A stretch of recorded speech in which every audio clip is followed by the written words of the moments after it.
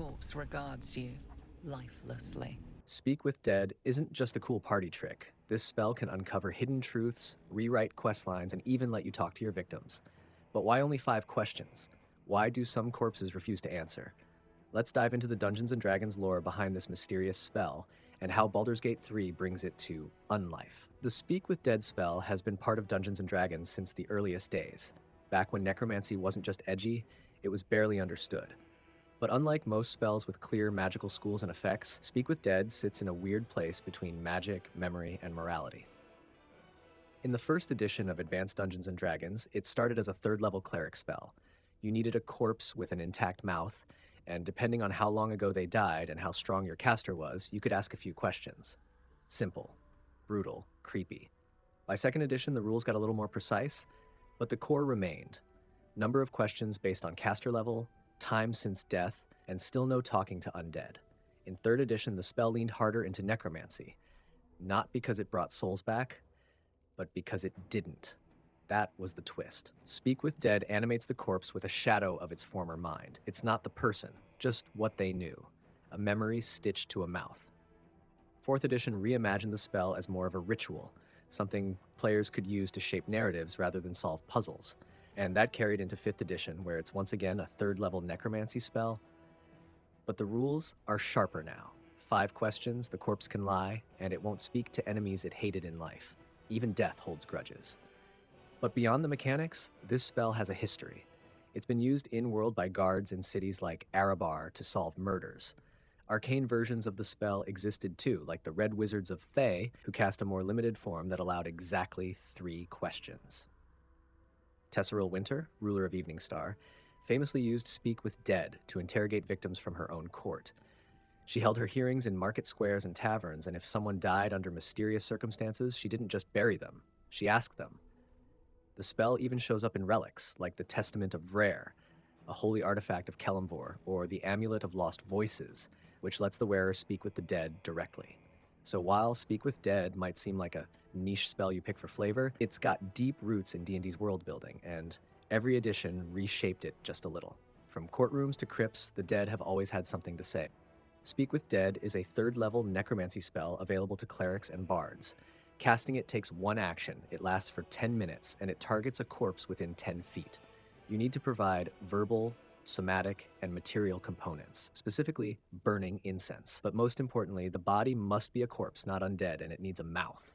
No jaw, no answers. Once cast, the spell animates the corpse, not with a soul, but with a shadow of its former mind. It remembers everything it knew in life up to the moment of death, and it speaks in the languages it knew then. You get 5 questions, and the answers will be short, sometimes cryptic, sometimes reluctant. Because here's the catch. The corpse still remembers how it felt about you. Enemies might lie, stay silent, or mock you. There's no magical compulsion to cooperate. That's where things get interesting. One clever workaround?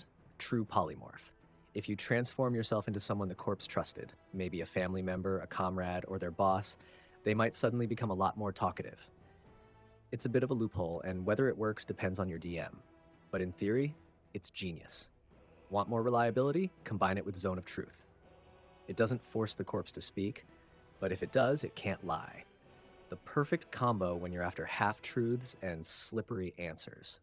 Even better, use Soul Cage. That spell doesn't just let you trap a soul, it lets you make it talk. If you're running high-level necromancy, this combo gives you guaranteed results. But even without combos, Speak with Dead can be a goldmine. It's not just about interrogating villains. You can ask for the location of hidden treasure, long-lost family messages, clues to ancient ruins, or cryptic warnings about the future. The best part? The dead don't care about consequences. Secrets held tight in life, because of fear, guilt, or loyalty, can spill freely in death. Cultists, spies, betrayed soldiers, they'll talk when nothing's left to lose. And if you're a dungeon master, this spell is a storytelling tool. Let the dead expand the world, offer riddles, quests, warnings, have them name-drop factions players haven't met yet. The corpse doesn't have to be useful, but it can always be interesting. At the end of the day, Speak with Dead isn't about brute force. It's about asking the right questions and knowing who to ask. Why only 5 questions? In Dungeons & Dragons, Speak with Dead is a powerful spell, but it comes with a very specific limit. 5 questions, no more. That number might seem arbitrary, but it's actually one of the most deliberate parts of the spell's design. First, there's the matter of narrative balance. Letting players ask unlimited questions would break the mystery wide open in any investigation. It would turn tense roleplay scenes into interrogation marathons. But with only 5 chances, you have to think. You have to choose your words carefully. Every question counts, and that's what makes it compelling. Then there's the mechanical side. Speak with Dead is a 3rd level spell.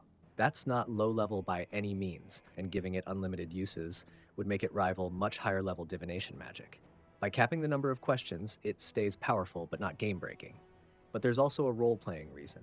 With just 5 questions, players are encouraged to plan, collaborate, and even argue over what matters most. It's a chance for clever thinking, not just brute force information gathering. And lore-wise, the spell doesn't summon the soul. It animates the body with a shadow of the mind it once had. It's a flicker, a ghost of thought. That flicker only lasts long enough for a handful of questions before it fades. That's not a bug in the magic. That's how it works. It's temporary, fleeting. In earlier editions, the number of questions actually varied. Sometimes it was based on your caster level, sometimes it was as low as 3. 5th edition standardized it to 5 to keep things simple while still honoring the spirit of those older versions. So really, the 5-question limit does a lot more than you'd expect. It keeps the game balanced, it makes the spell feel weighty, and it reinforces the idea that death speaks in whispers, not monologues. So the next time you find a corpse and that spell is burning a hole in your spell slot, remember, 5 questions aren't a limit. They're a challenge. Think smart, ask well, and you might just turn a dead man's last words into your party's next big lead. Like and subscribe for more deep dives into D&D spells and Baldur's Gate 3 lore.